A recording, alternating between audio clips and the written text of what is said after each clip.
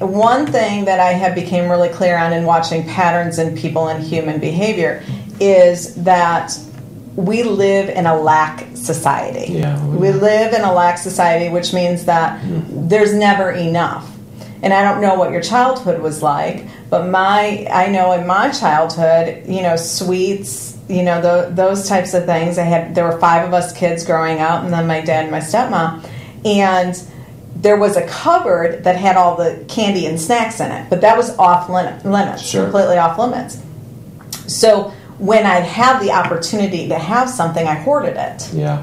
And thinking that I would never have that again. So I don't know. You may have to look at your own life and see, where is this a symbol in the same thing? Right. Food is a perfect symbol of a lack mentality. We eat it because we don't think we're ever going to be able to have it again. Yeah. It's like it's the end of the world, almost. We treat every dinner like it's the Last Supper. Well, and especially if you're going into something like, right now I'm, you're so dead on with the commitment and the food and all that, because I started, this is good story. I actually was working, and I'm hoping to have Dr. Rebecca Gould on the show, and she's a chiropractor that specializes in nutrition and enzyme therapy, and she has a practice kind of in the Clayton area, and she has coached people in something called the 21 Ultra Cleanse diet by Dr. Mark Hyman. Mm-hmm. And it's a really awesome program, and it's real simple, but it's very limited essentially in what you can eat. And the purpose is to eat very, very clean, unprocessed food, smoothies for breakfast, brown rice and fish, and steamed vegetables are about the only things on the diet, And I started that program with her about a week or so ago, and I was on it for about a week, so it's been 2 weeks now. But then my life got very chaotic because my daughter was sick, and starting like Thursday of this past Thursday, we were in the hospital from Thursday until today, and so that was my built-in excuse, basically, to not stay committed to the program. Mm-hmm. So the point that you said about judging is often a lack of commitment to yourself, you're so dead on with that, because that's what happened. I wasn't committed to the program. Mm-hmm. I had a built-in excuse. So I'm like, I'm in a hospital. I can eat, the first day I did well. I ate like just this little basic salad, with some salad dressing. Now the salad dressing was the beginning of the end, because you're not really supposed to do salad dressing. But the thing to remind yourself is that the commitment can happen as soon as you choose to commit again. Yeah. So you can do the salad dressing. This is what life is all about. Life is all about. It will never wind up being this smooth, perfect transition, and there will never not be ups and downs in it. Yeah, absolutely. What will wind up happening is it's how quickly can you jump back onto the commitment. Right. So once the salad instead of saying Monday morning I'm going to start this diet, I start this diet now. Or I start the lifestyle change now. Diet is even, something that has a negative connotation. Negative connotation, yeah, absolutely. People have talked about that. It's how you can start looking at it differently and know that, you may fall off again, but how soon can you recommit? Yeah. Well, I really, I like the idea of the commitment part.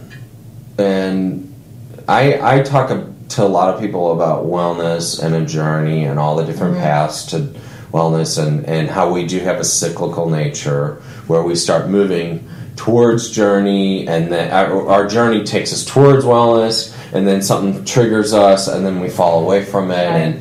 And I used to really beat myself up over those when you stumble, but I learned that instead of judging myself for stumbling, to learn from the mistake and then move on. Right. But there's never been a real commitment language in my vocabulary regarding that. It was just like, mine is more like, am I going in the right direction? No, I'm not. Okay, I'll have to start going in the right direction. Okay. And what you're saying is... Well, why don't we pause for that? Let's pause on that, because I think that's a great way for us to start when we come back from this break. Awesome. You're with Awaken with DK on iWatchRadio.com. And if you've got any questions, feel free to call in 314-714-4200. We look forward to hearing from you. The 18. Let's get that.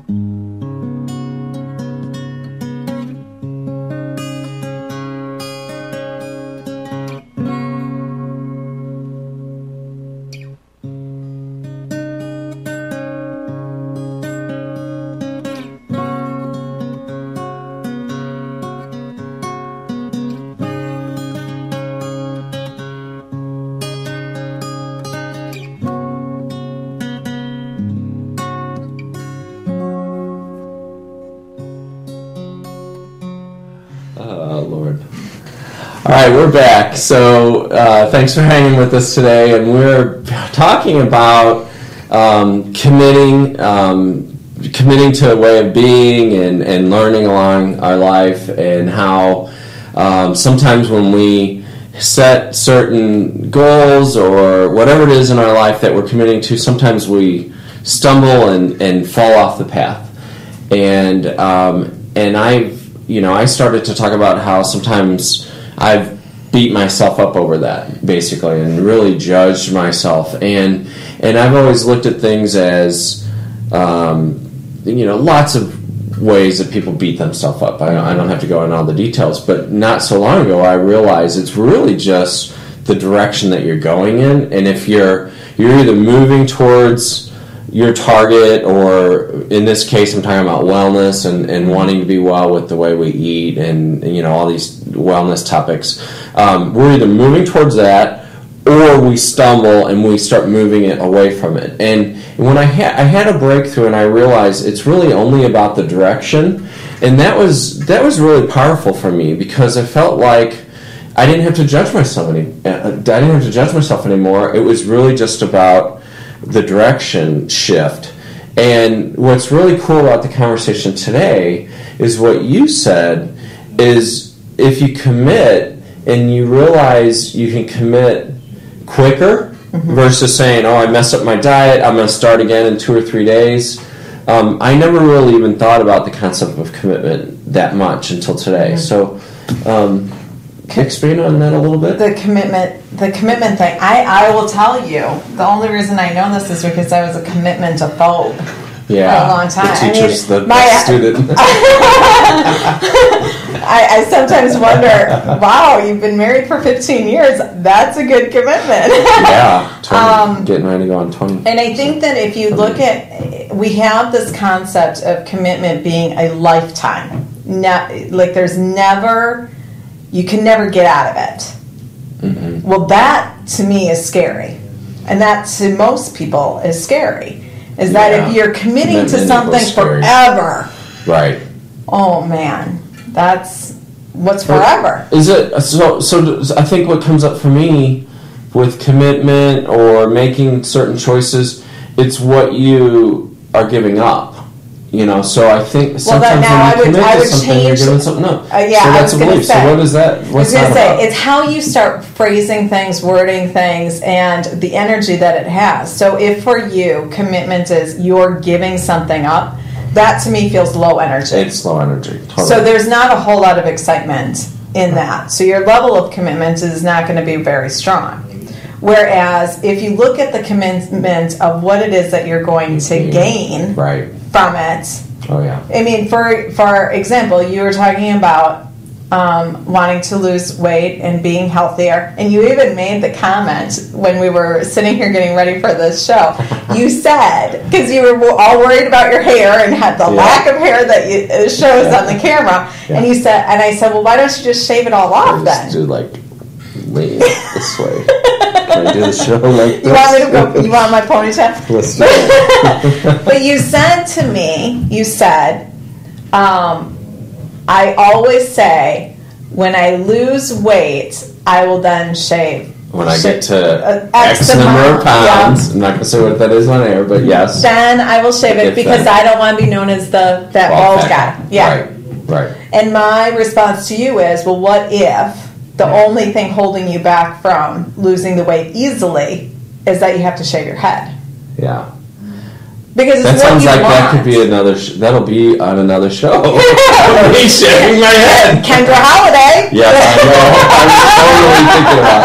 know. I'm totally thinking about that. But so funny. We just, it's how really a lot of the times in coaching somebody, and even this comes to just your level of commitment, is how can you start reframing some of the things that you're saying. Right. To give it an uplifting energy so that your commitment is stronger. Well, it reminds me a lot about, and this is, I get a little personal, but that's okay. She's probably not watching. My sister is a smoker, and she smoked a long time, 20-something years. And we gave up on trying to get her to quit smoking because in her mind, that's her thing. She's doesn't want to give that thing up. That's her own, you know, when she gets off work, she can have a cigarette in the car on the way home, you know,